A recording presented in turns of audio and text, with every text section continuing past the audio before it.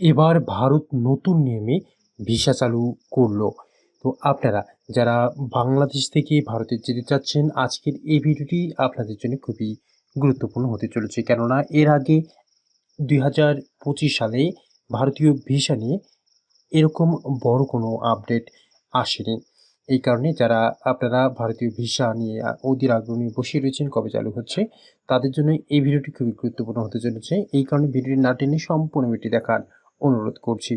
Video শুরু করার পূর্বে আপনাদের জানিয়ে রাখি, আমরা মূলত পাসপোর্ট এবং ইন্ডিয়ান ভিসা প্রসেসিংয়ে কাজ করে থাকি। এই কারণে আমাদের কাছে সবার আগে পাসপোর্ট এবং ইন্ডিয়ান ভিসা সংক্রান্ত আপডেট সবার আগে পেয়ে যাবেন। এর জন্য অবশ্যই চ্যানেলটি সাবস্ক্রাইব করে সঙ্গেই থাকবেন। তো বন্ধুরা, চলেন কথা না বাড়িয়ে বিস্তারিত দেখে নেওয়া যাক।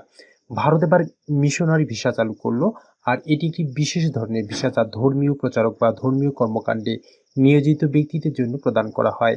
এই ভিসা সাধারণত ধর্মীয় প্রতিষ্ঠান, মিশন বা চার্চের মাধ্যমে ধর্মীয় কাজে যেমন প্রচার, শিক্ষাদান, সমাজসেবা ইত্যাদি কাজে ব্যবহৃত হয়ে থাকে। তো এর জন্য এই ভিসা দেওয়া হয়ে থাকে।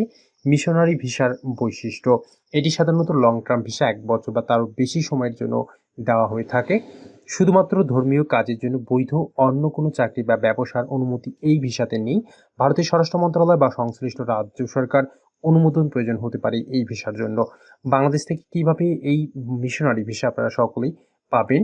ভারতীয় হাইকমিশন বা ভিসা অ্যাপ্লিকেশন সেন্টার থেকে আবেদন করতে হবে। ভারতীয় হাইকমিশন ঢাকা বা visa application centre VFS global থেকে ফর্ম সংগ্রহ করে আপনাকে অনলাইনে আবেদন ফর্ম পূরণ করতে হবে এবং প্রয়োজনীয় কাগজপত্র জমা দিতে হবে। কি কি প্রয়োজনীয় কাগজপত্র প্রয়োজন পড়বে এখন আমরা জানবো।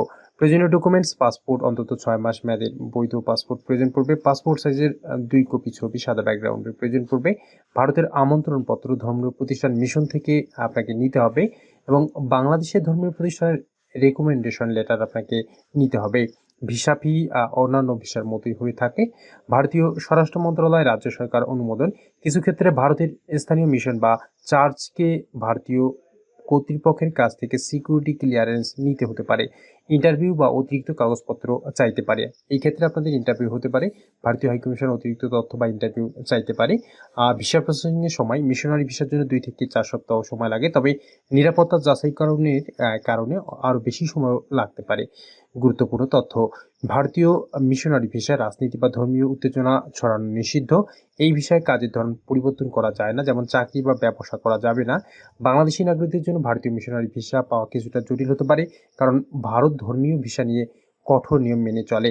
পরামর্শ: সরাসরি ভারতীয় হাইকমিশন ঢাকা বা বিএফএস গ্লোবাল বাংলাদেশের অফিসিয়াল ওয়েবসাইট চেক করুন। কোনো ভিসা কনসালটেন্ট বা সংশ্লিষ্ট ধর্মীয় প্রতিষ্ঠানের সাহায্য নিতে পারেন। আপনার প্রয়োজনে আরও তথ্য চাইলে আমাদের ভিডিও কমেন্টে লিখে জানাতে পারেন। সম্মানিত ইন্ডিয়ান ভিসা প্রত্যাশী ভাই বোনেরা, আশা করি আজকের এই ভিডিওটি আপনাদের অনেক ভালো লেগেছে। আর এই ভিডিওটি যদি আপনাদের ভালো লেগে থাকে তাহলে অবশ্যই একটি লাইক দিয়ে যাবেন, সম্ভব ভিডিওটি শেয়ার করবেন। দেখা হবে নতুন কোনো পাসপোর্ট এবং ইন্ডিয়ান ভিসা সংক্রান্ত আপডেট ভিডিওতে। ততক্ষণ পর্যন্ত ভালো থাকবেন। ধন্যবাদ।